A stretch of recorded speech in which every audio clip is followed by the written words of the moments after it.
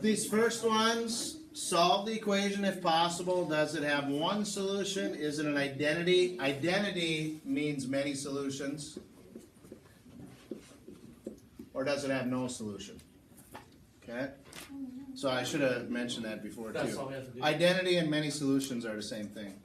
Yeah. So on number 4, we can solve it. The quickest thing would be to do just get that 3 by itself because it's the only regular number. So you minus 2x, and you'd have 3 equals 5x. So divide by 3, or I mean by 5, sorry. And then you would just leave it as that, 3/5. So for number 4, x equals 3/5, which means it has one solution. Okay? So it's one solution? Yeah. Now, anytime you solve an equation, sometimes you see these on standardized tests, like if you go take a college entrance or something. Sometimes they don't even ask you to solve it. They just tell you to say, does it have one solution, many solutions, or no solutions? If it can be solved, it has one solution. Otherwise, it's many or no solution. Okay, number 5. 6, I mean. Here, we can combine these two because they're on the same side. X minus 2x is negative 1x plus 3 equals 3 minus x. So, when you solve this, if I wanted to get the x together, if I got rid of this one, it's a minus, so I'd add x, and what happens? They cancel. So you're left with 3 equals 3. Many solutions, yep.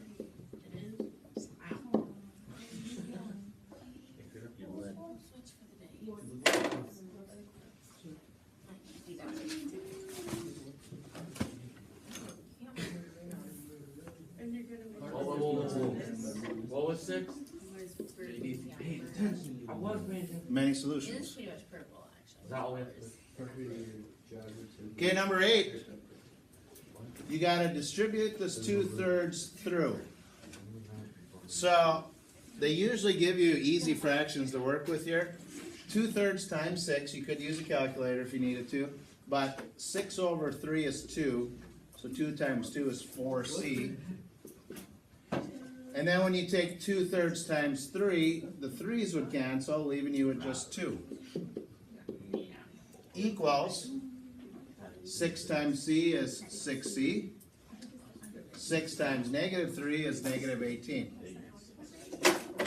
So this one will have a solution, one solution, because the c's won't cancel.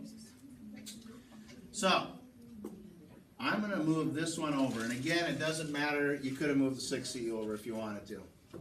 If I want to get that out of there, you do the opposite. You minus 4c. Do the same thing on the other side to the other c. 6 minus 4 is 2 c's. Now, since I chose to get the c's on the right, get the non-c's to the left. So to get rid of that, you do the opposite. It's a minus, so you add 18.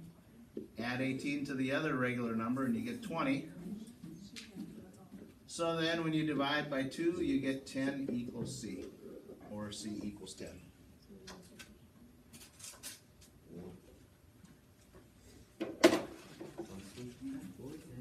Yep, and then you would say that's one solution, right? So obviously if you get an answer, it's one solution.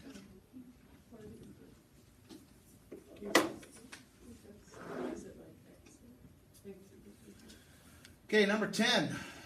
You're selling pies to sell at a fundraiser. It costs $3 to make each pie, plus a one-time cost of $20 for pastry, blender, blah, blah. You plan to sell the pies for $5 each.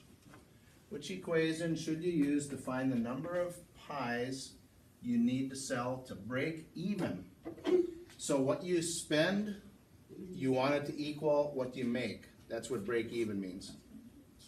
So what we spend is it's $3 for each pie.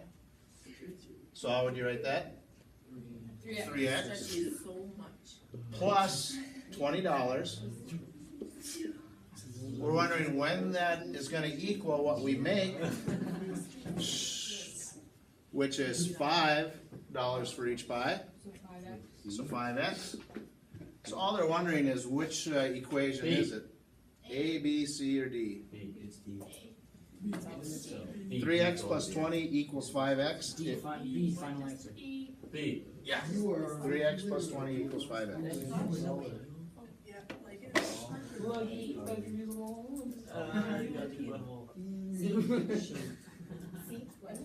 Okay, when you get to down here now, for 12, 14, and 16, you don't need to describe the steps.